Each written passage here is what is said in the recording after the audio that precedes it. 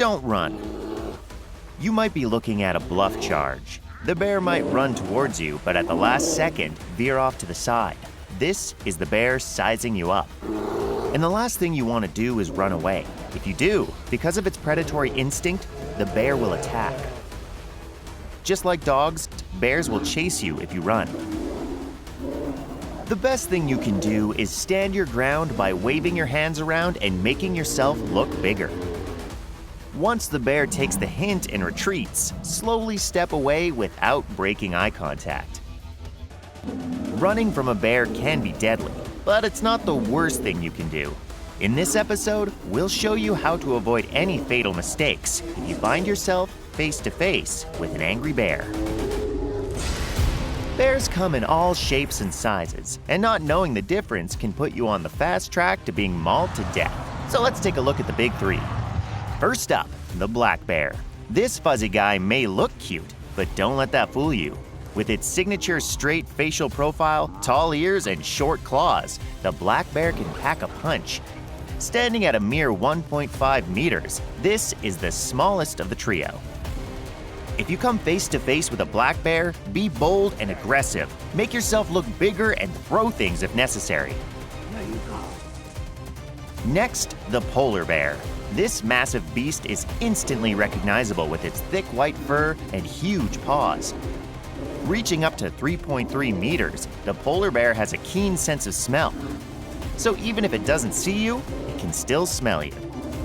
And trust me, to a starving polar bear, you smell delicious. Finally, the grizzly bear. With its dark brown fur, round ears, a hump above the shoulder, and long claws, the grizzly bear is the most dangerous of the bunch. Standing at 2 meters, grizzly bear attacks are 3.5 times more likely to result in injury than the average polar bear attack, and 21 times more dangerous than the average black bear encounter. Now would be a good time to use your bear spray. Wait, you brought it, right? Not packing the right equipment is going to make your life a lot harder and shorter. It's important to bring the right tools for the job, and in the case of bear attacks, the tool is bear spray.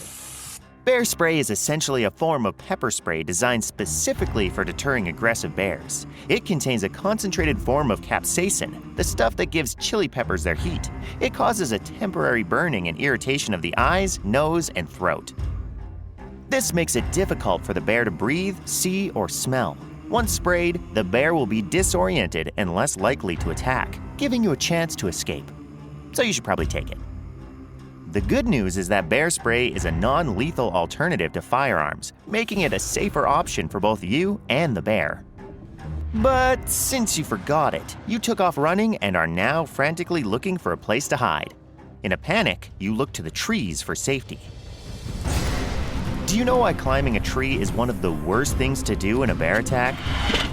Because bears can climb trees. What'd you think was gonna happen? Since we're stating the obvious, now would be a good time to remind you not to approach any bear cubs, no matter how cute their stupid little ears are. Going near the cubs dramatically increases the likelihood of a bear attack. Do you know what's worse than being torn apart by a bear? Being torn apart by a mama bear. If mama thinks you're a threat to her cubs, she'll skip the bluff charge altogether and go for something called an aggressive charge. You'll see this when she opens her mouth wide or snaps her teeth together. Unfortunately, it'll be the last thing you see. And speaking of moms, I'm about to sound like yours. One of the most important things to do to avoid encountering a bear in the wilderness is to clean up your stuff. Bears have a keen sense of smell, and they can be attracted to your campsite by the scent of food. So it's crucial to store your food and your trash correctly. All food should be kept indoors or in a car. And smelly items should be stored in one smell-proof container. Make sure your food is far away from your tent and that any food scraps are thrown away in a trash can. It's also important to check the wind direction. Store your food downwind of your tent so the scent doesn't blow into the area where you're sleeping. Trust me, you do not want to wake up to a hungry bear. Think you've got what it takes to survive even more?